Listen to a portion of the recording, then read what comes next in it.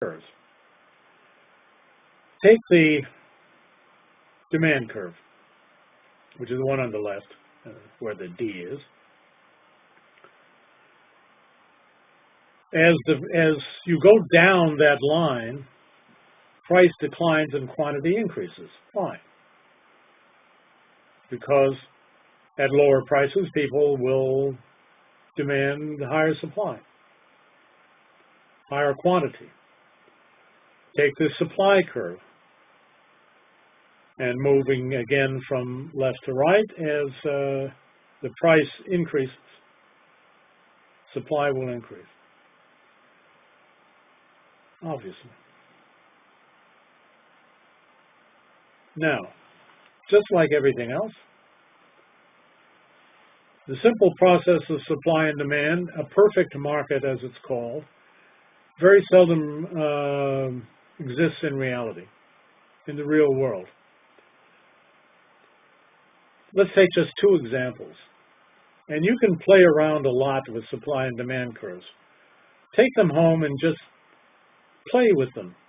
See what happens if you move the supply line to the right or to the left, the demand line from the right to the left, and so on, and see what takes place.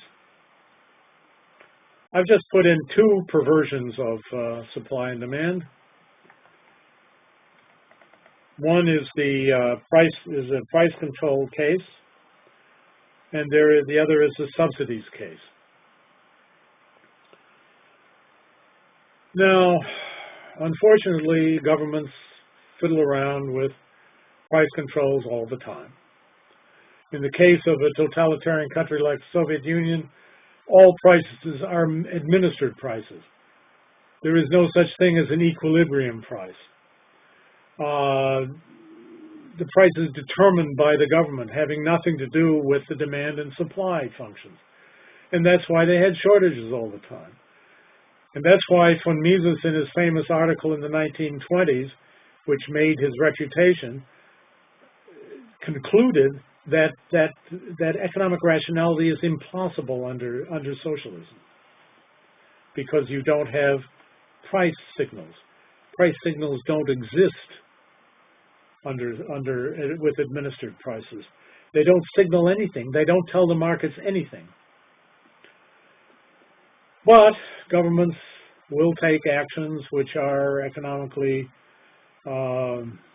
unwise for all kinds of different political reasons. One is to try to increase its popularity.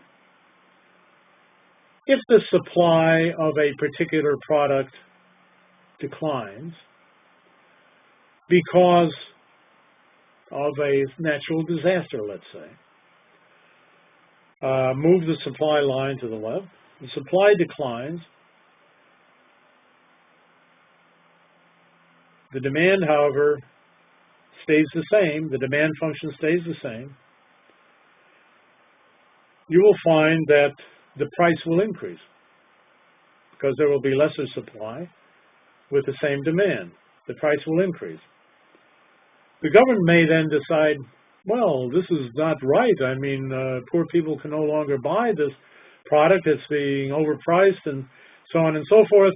And so we are going to declare that it cannot be sold at more than a particular price which is below the equilibrium price.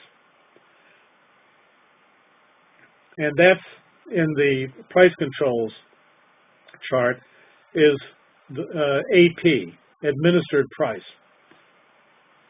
Now, at the administered price, which is below the equilibrium price, the producers of that product will only be willing to produce a lower supply, Q1. But at the administered price, the demand will increase.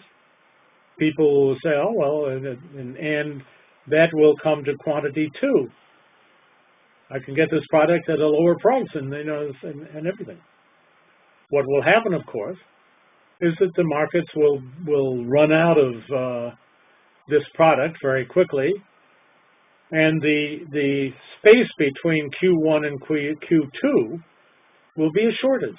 There will be that much of a shortage of that product. One of the effects of price controls is always to produce shortages. Another effect is to create a black market. Now, in a black market, the producers of the product sell to people who are willing to pay a higher than the administered price, which is illegal.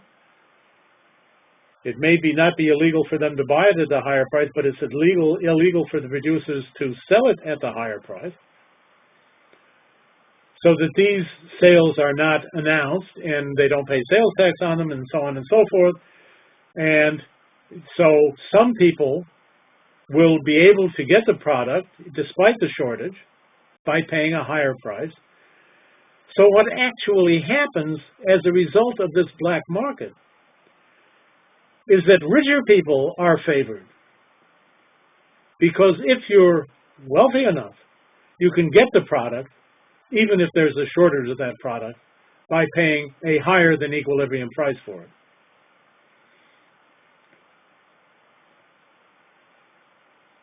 So the action that's taken by the government to supposedly to favor the less affluent members of society will actually have the opposite effect. Number one,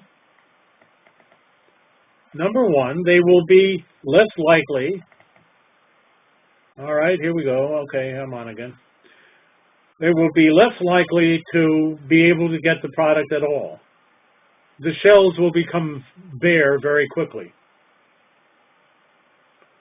Secondly, other people who have more economic means will be able to get the product at a higher price, and so they become favored rather than the lower income people.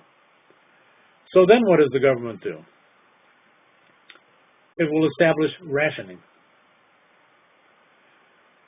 So that you can't walk into a store that happens to have this product at the administered price and clear out the shelf. Let's say there are 5 of these items on the shelf and that's all the store has, and you buy all 5 of them at the administered price. Then other people who want it come into the store and it hasn't got any more, because you've been able to get it, and maybe you go out and sell them 4 of the 5 on the black market and make a profit. You buy it X and you sell it Y, which is higher than X. You go out and you engage in the black market, and you sell to people who are willing to pay a higher price. So the government says you can't buy more than 1 every month. Can't buy more than 1 of this product every month. So not only do you have to create a huge bureaucracy to administer the price controls, you have to establish another huge bureaucracy to administer the rationing. And you have to have some kind of ticket or voucher which you give up when you buy it. You have to have people who are going to collect these things and count them. You have to make sure that you have to try to make sure that the store clerks aren't being bribed, so that they actually sell more than 1 to the particular individual. And he would still make money by going out and selling it in the black market, even if he has to bribe the clerk. So you have to hire even more people to go around trying to eliminate this corruption on the part of people who sell goods. And by the time you're finished with all these bureaucracies, the whole thing has cost you so much money that you would have been better off simply importing that product from somewhere else and keeping the supply up and not having an administered price. In other words, you would be better off having done, all of society would have been better off had you done nothing whatsoever, because the private sector will take care of importing the product. because it will, of course, want to have the product at a somewhat higher price that the shortage, the domestic shortage has created. They're not just going to sit around not being able to sell the product because the price is too high because of the natural disaster or whatever the case may be. They're going to get the product wherever they can get the product, and even if they can't make it themselves because their factory is inundated or whatever it is, they're going to get it and they're going to sell it. But in the meantime, by mucking around with price supports, the government has completely messed up not only the element of exchange, but the whole productive process in the meantime. People are going to be using up valuable, scarce resources to counteract the multiple effects of these price controls, which have been put on by the government supposedly to favor poorer people. It does nothing of the kind. Nevertheless, despite the fact that this is easily proven, both by theory and by practice, over and over again, for centuries, governments still engage in price controls because it is politically popular.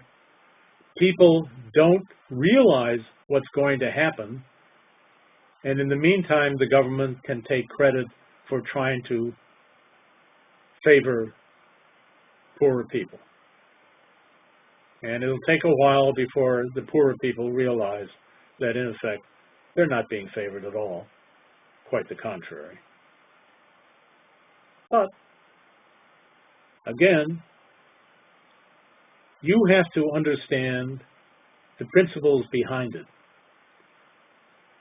You have to be able to analyze and take actions and make recommendations within your organization to your superiors and to your subordinates in terms of understanding what the principles involved are. And you may not be surprised at how the people you're dealing with are completely ignorant of all of these principles and how they operate. Unfortunately, both economic and political action and the context, the psychological and physical and social and cultural context in which they take place, are not well integrated into the educational system of most countries, very much including the United States. We have unparalleled, particularly at the higher level, we have unparalleled educational excellence in the natural sciences and technology, as well as in such specializations as medicine, engineering, architecture, business, accounting, and so forth. We are very deficient in history, which is an important element in all human action. We are very deficient in the study of culture. There are 20 people in this class, and I would wager that not more than a handful have ever taken the course in anthropology. Probably less than half the people in this class have ever taken a course in sociology or in psychology. I'm sure until you came to the Institute, most of you had never taken a course in geography. Now, you have taken courses in, I'm sure, in political science, and many of you in economics because of what you were interested in and the career you intended to pursue. Nevertheless, unless you understand these other things, you are going to be less of an analyst and less of a decision maker than you could have been. And this is something that you must constantly keep in mind as you take the courses in the Institute and elsewhere, and as you learn on your own and on the job and talking to other people. And one of the wonderful things about the Institute is not only the fact that most of the professors are practitioners or retired practitioners of what they're teaching, which is an important factor. The other important factor is that the context within which international relations takes place, within which human action takes place in general, is not ignored. It is very much part of the curriculum. And the cultural values of our society and of other societies are not ignored. They are made central, as they are central in terms of successful, ethical, and moral human action. All right, let's take subsidies case. Just as with the case of price controls, governments subsidize certain productive processes all the time. Now, in many ways, subsidies are the opposite of price controls. The subsidized, in the subsidies chart, the subsidized price is indicated as SP on the vertical axis. And it is not an equilibrium price. It is a subsidized price. It is higher than the equilibrium price, as the price controls are lower than the equilibrium price. And it has the opposite effect. That is, demand will decrease because the price is higher, and supply will increase because the suppliers are getting more than the equilibrium price. And so you will create, instead of a shortage, a surplus. And that is the distance between Q1 and Q2 in the horizontal axis. And something has to be done with the surplus. Now, what can you do with the surplus? One is that you can supply some of it to people at a special lower price, thereby compounding the perversion of the supply and demand relationship even further. You can tax the same people that you're subsidizing in order to do this, a further perversion. You can store the surplus, in which case not doing anybody any good, and storage costs money, okay? You can try to export it. You can't export it at the subsidized price because foreign countries aren't going to buy it, because they can get the product at the equilibrium price elsewhere. So you have to sell it for a lower price and lose money, and you will also get into trouble with the international organizations and other countries with reference to international trade, which we will discuss in a future session. So depending on what you do with the surplus, and remember the surplus, the government is buying the surplus, because the producers aren't going to store it. They're not going to accept that cost. The government is buying it, and the government then has to do something with it. So, for example, in Europe, where agricultural producers are heavily subsidized, they used to talk about lakes of wine and mountains of wheat and so on and so forth. Finally, they decide the best thing to do with it is simply to give it away to extremely poor countries. They couldn't buy it anyway. You can't give it away to other countries because that would destroy their local producers and would violate the rules of international trade. So in this way, you've gotten rid of a lot of the surpluses, but which should have never existed in the first place because it's a terrible waste of resources. The cost-benefit analysis is highly negative.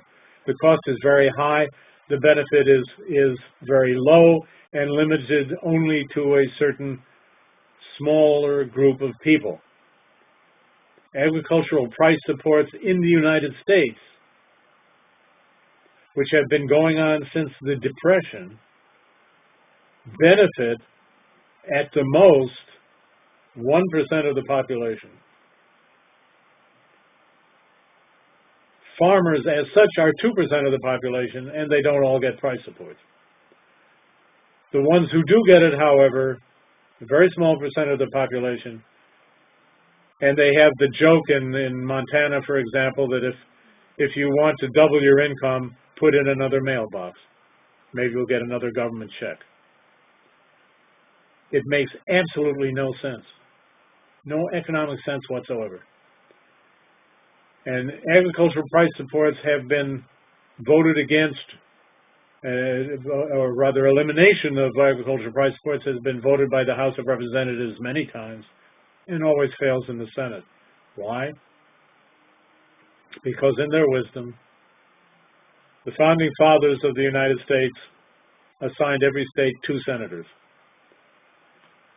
So that New York has 2 senators, Florida, Illinois, California, Texas have 2 senators, but Montana and Idaho and Wyoming also have 2 senators. So you cannot get a majority in the Senate for the elimination of price supports. I'm on the air again. Thank you for dinging me. As I was saying, you can't get a majority in the Senate for the elimination of price supports or even a substantial lowering of price supports because every state has 2 senators. And there's the agricultural states of the Middle West and the Far West, many of which have very few inhabitants per square mile, but have a very large agricultural sector in their economies, will not support any kind of elimination of price supports or reduction of price supports, because then those senators would not get reelected. And this is not a partisan matter. You can't get the Republicans from those states or the Democrats from those states to vote for it. So you have this kind of situation. So basically, what you end up with in subsidies, which is the same thing as price supports, the same thing, simply 2 ways of expressing it. You either get a large surplus between Q1 and Q2, or you get a somewhat smaller surplus Q3 if you take actions to bring the actual exchange price to the sales price, in other words, of the good, to somewhere that approximates what would be the equilibrium price if you hadn't subsidized the product in the first place. You'll still have a surplus, but it will be a somewhat smaller surplus. But just